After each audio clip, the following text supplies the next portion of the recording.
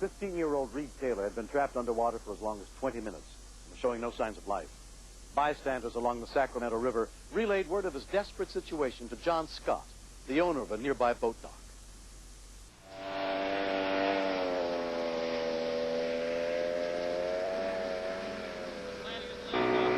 We checked the whole river on the way down, but we basically know already where we're going, which snags to look at. Accompanying John were two of his employees, including Eric Olson, who had never been on a rescue attempt before. So I started looking for somebody above the water, but John had spotted some tubes and there was nobody around, Like, why are we going over there? He saw an ice chest sticking out by the tree, and he just headed right for it. He kind of knew. When I picked up the rope, I didn't even see anything. And all of a sudden, I seen his leg come out.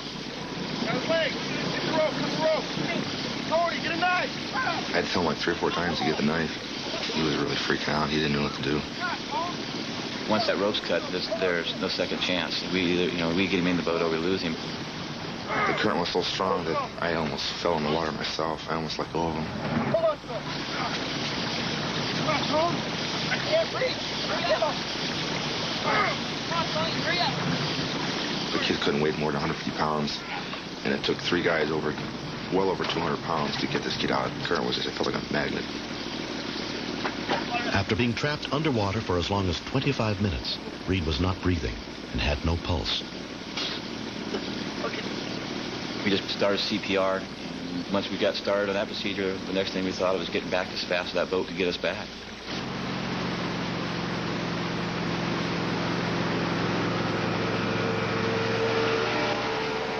We radioed back to the landing and told them to call 911 that we have a possible drown victim to have the ambulance meet at our boat launch. Chico Medic 2, we got a report of a drowning at Scotty's Landing off River Road. An ambulance en route to a non-emergency call was immediately redirected to pick up Reed. He really didn't seem to be coming through at all. All the water was coming out. It just kept on coming out more and more. It just wouldn't stop, it seemed like. He was underwater too long. By the time Reed's friends reached their truck, they were still unaware of how serious his condition was. We heard that he was at Scotty's boat landing and they were administering first aid. Oh, first aid. I'm like, phew, he's out of the water. I'm thinking first aid. He got bumped, on the logs and stuff, and everyone's like, oh, cool. He's out. He's okay. We had probably half a dozen people, including my employees, waiting for us.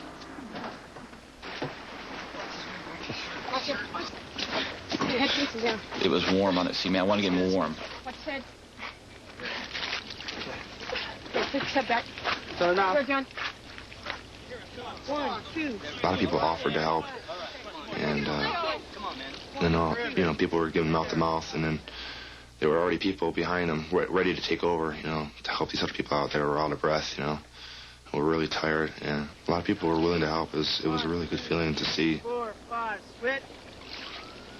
I told him, don't let go. I said, we're right here. We're all here helping you. Don't give up. 1, 2, 3, 4, 5. He didn't look good. 3, 4, 5. As soon as paramedic Jeff Moore and his partner Carrie Allen arrived, they took over Reed's care.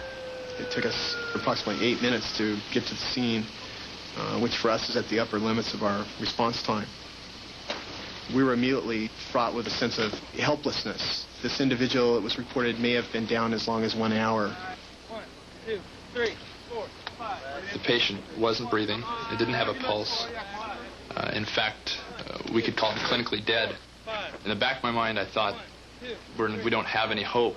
And maybe we're even doing this for aesthetic value. Maybe we're doing this because there's a bunch of people around watching us. How long have you been down? Been down for 25 minutes underwater. We looked down near the shore, and Reed was lying on the ground. There was paramedics, so many people around him. I was practically hysterical by that time. And a ranger caught me and sat us all down and tried to explain to us what had happened. She told us that the only thing we could do is pray for him because they couldn't find a heartbeat, and they're just trying their best to help him. We got him in the back of the ambulance, and we gave him an advanced airway. Instituted an intravenous line, gave him several cardiac medications to stimulate his heart. Just look, there was nothing there. There was nothing. He was blue. I mean, it just looked like that couldn't be Reed.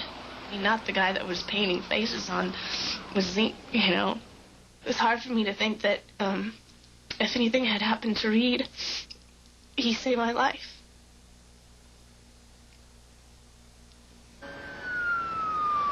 Initially, there was no response. After a battery of medications, which is standard for this absence of cardiac rhythm, we were approximately 6 minutes into the transportation en route to the hospital when one of the rescuers thought she detected a faint pulse. He could have had an organized rhythm for a few seconds and then gone right back into what he had before, or we could have revived him long enough to be on a ventilator for the rest of his life. There was no way you could say we saved the patient at that point. He was very far from being saved. He's down anywhere from 20 minutes to an hour under the water. Reed was admitted under the care of Dr. Terry Freitas. He had no blood pressure. He was extremely cold, 14 to 16 degrees below what's considered a normal body temperature. He appeared clinically dead. With a core body temperature of only 82 degrees, Reed was severely hypothermic. In an effort to slowly raise his body temperature, they administered warm oxygen and circulated warm fluids through his stomach. We'll do whatever we have to do. Yeah, sounds good, Mary. While doctors and nurses fought to save Reed's life, his parents, Rocky and Judy Taylor, arrived. We just tried to talk to him as much as we could, hoping he would open his eyes and come to. But I don't think anybody thought he was going to.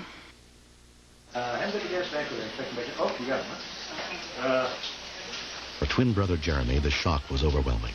I tried thinking about Reed not being there, and I couldn't even think about it. I couldn't even imagine that we wouldn't be together. Around 3 a.m., a nurse brought the Taylor family some news. I don't think anybody could believe it when she came out and they said Reed's opened his eyes. So we all went racing in there, and he was back asleep again. And then she said, Reed, open your eyes. Hey, Reed. And he did. He just opened his eyes. It was wonderful. Oh, good. That's the way. You see your mom? My mom grabbed hold of his hand, and she squeezed her hand. And then, while he was doing this, he kind of rolled his head over, and I just looked at me and gave me the faintest smile. And right then I just knew he's going to pull through. After only 4 days in the hospital, Reed was released, showing no ill effects from his near drowning. The immersion in the cold water, much reduced. The amount of requirements that are needed to sustain life, particularly the brain. But I feel that it was miraculous resuscitation, and if the resurrection was a 10, this was would score about a 9. Over. I just didn't think it happened. I couldn't believe it, because I didn't remember anything, so it was like it never happened to me. We had a party for him when he came home. He was fine. Everyone just kind of stared at him, wanted to touch him, make sure he was really there. And it was just really great. It was a really happy ending, something that could have been really tragic. I think this last stuff. He doesn't like to talk about the accident, but he can talk about it with me. I think it's mostly because I was there with him. At the beginning of Reed's sophomore year of high school, his friend Sue Miller went off to college. Did you get it all? Yeah, I'm gonna miss him. I mean, he saved my life, and I think there's always gonna be a special feeling there. Thank you. 1 year later, Reed is quarterback of the football team again. His complete recovery still amazes rescuer John Scott. It's something that I'll never forget the rest of my life. And when you look at a kid that was lifeless laying on the beach or in the water, and then you look at him, he's breathing, he's up and about, and he's bright-eyed, he's smiling, and he looks good, you know. That's the most exciting thing that could ever happen. We'd be putting flowers on some stone someplace. Just one guy would have said, we've done all we can. And it was an incredible chain of people that contributed. I love all those people. I love them all. A special place in heaven for people like that. No doubt about it.